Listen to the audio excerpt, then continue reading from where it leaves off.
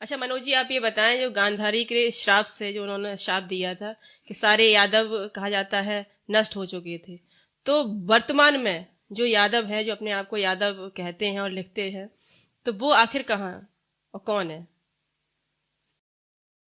प्रेरणा जी, आपका सवाल जो है बहुत जोरदार रहते ही हैं। आप एकदम छांट के प्रश्न लेके आती हैं। अब इस सवाल में आपने मुझे बहुत सारी चीजें सोचने पर मजबूर कर जी दिया। जी, बताएं। पहले तो आपको ये सोचना पड़ेगा कि गांधारी का श्राप कितना पावरफुल हो सकता है। इस बात पर विचार करना पड़ेगा, क्योंकि मेरा मानना ये है, और न केवल मेरा मानना है, सारे शास्त्र भी यही कहते हैं कि श्राप देने वाला आदमी श्राप तभी दे सकता है, या उसके श्राप की मान्यता 100% तभी हो सकती है जब वो पूरी तरह से प्रकृति से अपना सामंजस्य बिठा चुका हो, जी जिसके अंदर किसी तरह की कामना शेष न रही हो, जिसके अंदर मतलब सांसारिकता का पूरी तरह से समापन हो गया हो, और प्रकृति ने जिसको अंगीकार कर लिया हो। तो प्रकृति और वो व्यक्ति एक रूप हो चुके हों, तो प्रकृति कि मतलब एक रूपता आ गई हो, तो फिर अगर वो कहेगा कि सोचेगा कि बारिश हो, तो प्रकृति उसको अपना एक अंग मान रही है, तो प्रकृति उसकी बात को मानेगी, चलेगी। अब गांधारी के कैरेक्टर पर हम लोग बात करते हैं। यादव कौन है या इस पर बाद में चलेंगे। गंधार के राजा सुबल की पुत्री थी गांधारी। धृतराष्ट्र के साथ ब्याही गई, एक बड़े कुल की राजकुमारी थी, और एक बहुत बड़े महासाम्राज्य की साम्राज्ञी बनकर वो हस्तिनापुर में आई। हमारे शास्त्र, जितने भी नीति शास्त्र हैं, वो ये कहते हैं कि अगर किसी स्त्री का पति अपंग है या उसको कोई दिक्कत है, तो उसकी स्त्री राजकाज में उसका सहयोग करे, क्योंकि किसी भी राजा की महत्ता तभी तक है जब तक प्रजा सुखी है, प्रजा के साथ न्याय हो रहा है। जी तो जब एक राजा अंधा है, जी, तो उसकी पत्नी को चाहिए कि वो अपनी पति की आंखें बनकर उस राज्य की जनता की सेवा करे, सहयोग करे अपने। तो उन्होंने क्या किया? उन्होंने खुद आंखों पर पट्टी बांध ली। जी, यानी व्यक्तिगत रूप से संसार उनका आदर करे, ये कहे कि वो कितनी पतिव्रता स्त्री थी, लेकिन जिस राजकुल की वो साम्राज्ञी थी, उस देश की जनता का उन्होंने कोई प्रजा का ख्याल नहीं रखा, कोई ख्याल नहीं रखा। जी, पहली बात। दूसरी बात, जब पांडु महाराज जंगल में चले गए शादी के बाद, और उनके हाथों से ऋषि हत्या हो गई, तो उन्होंने कहा मैं जीना नहीं चाहता। जब वो जीना नहीं चाह रहे थे पांडु, तो अपनी माद्री और कुंती उनके साथ थी, तो एक ऋषि के पास गए, तो उन्होंने ये कहा कि तुम स्वर्ग तो जाना चाहते हो, लेकिन तुम्हारे कोई संतान नहीं है, निसंतान व्यक्ति को स्वर्ग नहीं मिलेगा, इसलिए पहले पिता बनने का प्रयास करिए, उसके बाद जो है आप स्वर्ग जा सकते हैं। जी। तो महाराज पांडु ने कुंती से अपनी दुविधा कही, तो कुंती ने बताया कि मुझे इस तरह का वरदान प्राप्त है कि मैं जिस भी देवता का आह्वान करूंगी, वो देवता आएगा और उससे मुझे पुत्र प्राप्त होगा। तो ये बात पांडु को जम गई। उन्होंने कहा मैं पिता भी हो सकता हूं और स्वर्ग भी जा सकता हूं।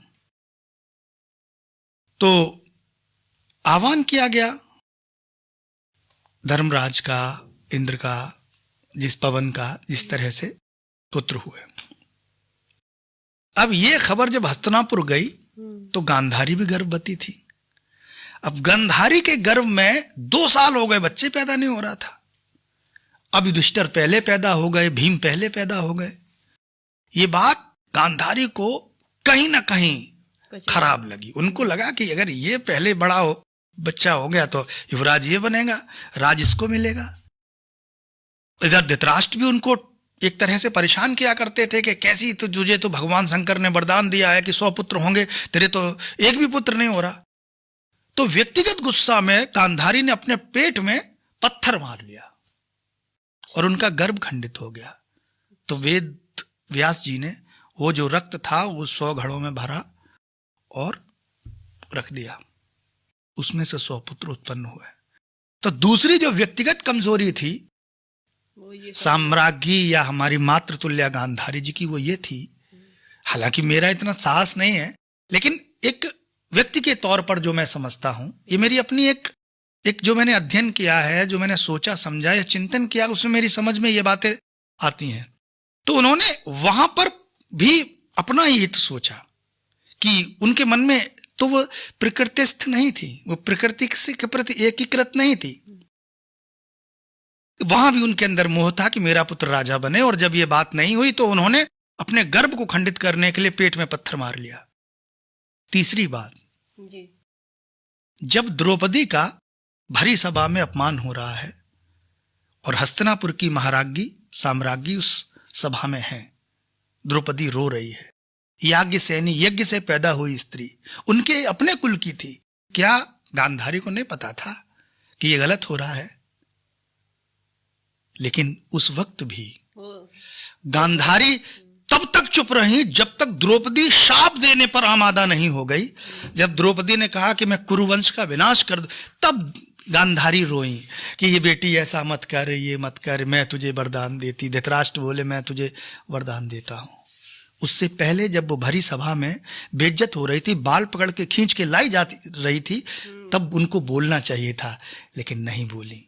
यानी वो धर्म के सम्मत कार्य नहीं कर रही थी। उन्हीं के पुत्र। तीसरी बात और एक बहुत महत्वपूर्ण बात है,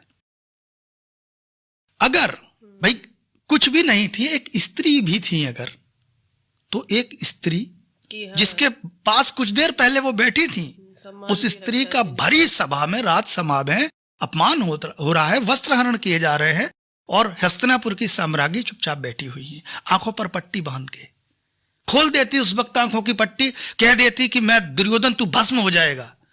नहीं खोली, क्यों? क्योंकि उसमें उनके पुत्र का अहित हो सकता था। लेकिन वही गांधारी तब पट्टी खोलती हैं जब उनके लड़कों की जान खतरे में आ जाती है, जब उनको लगता है कि कुरुक्षेत्र में मेरे बच्चे मारे जाएंगे, तो दुर्योधन से कहती हैं, दुर्योधन तू मेरे सामने नग्न अवस्था में आना पूरी तरह से, मैं आंखें खोलूंगी और मैं तुझे वज्र का कर दूंगी।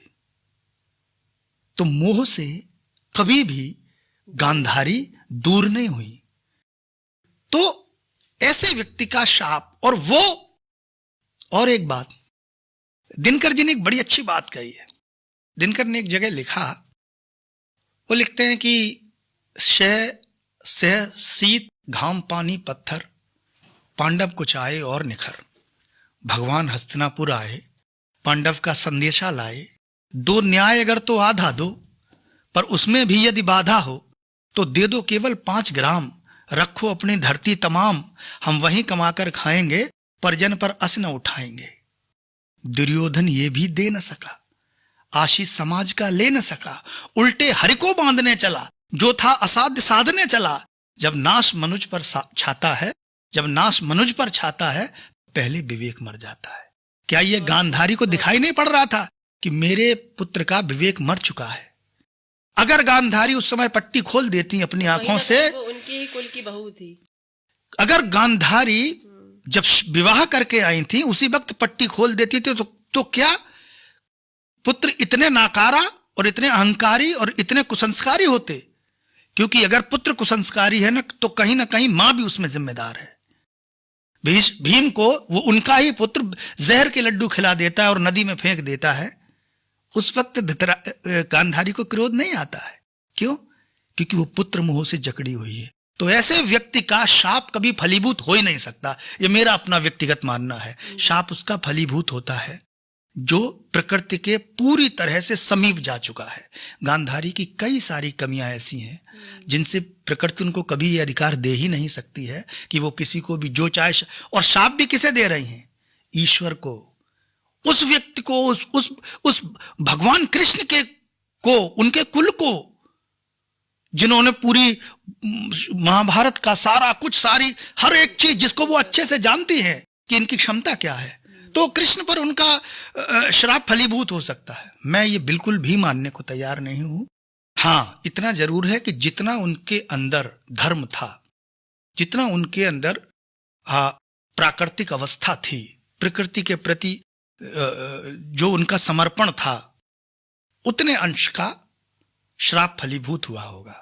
तो एक तो पहले यह बात गलत है कि सारे यादव उनके श्राप से समाप्त हो गए होंगे, ऐसा संभव ही नहीं है, क्योंकि उनके श्राप में इतनी दम ही नहीं होगी जो सारे यादव समाप्त हो जाए, क्योंकि ईश्वर किसी को भी इतनी पावर नहीं देता जो किसी को भी एक श्राप दे दे कि पूरा कुल, पूरा खानदान, पूरी दुनिया समाप्त। और अगर ऐसा था तो मैं दावे के साथ कह सकता हूं कि गांधारी एक श्राप मारती, सारा पूरा पांडव कुल सब कुछ खत्म हो गए, सब कुछ उनके पुत्रों के नीचे आ जाता।